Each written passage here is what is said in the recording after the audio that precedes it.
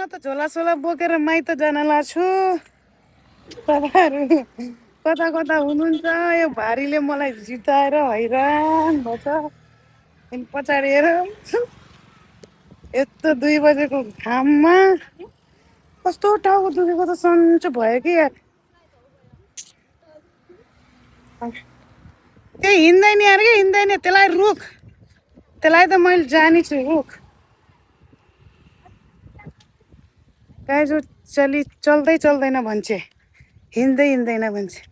म मेरो बिर्सेर जतिखेर पनि नेपाली बोल्छु, एउटा भिडियो बनाउँछु भन्छु होइन, के भन्छन्, हिन्दी बोलिहाल्छु के बिचबिचमा। फेरि म आदतै भएछ मेरो त नेपाली नै हिन्दीबाट ब्लग बनाउने।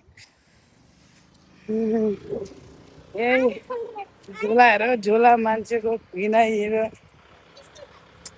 गाइज, यही हो साथीहरू, यही हो जिन्दगी। फेरि गाइज भनिन्छु हेर, बिर्सिन्छु के। माइत जान लाग्यो, अब तिज आइसक्यो अब होइन, रक्षाबन्धन आउन लाग्यो। त्यही भएर हिँड्दै हिँड्दै। तपाईँहरू कहिले जानुहुने गाइज कमेन्ट गर्नु होला है तल, साथीहरू सरी।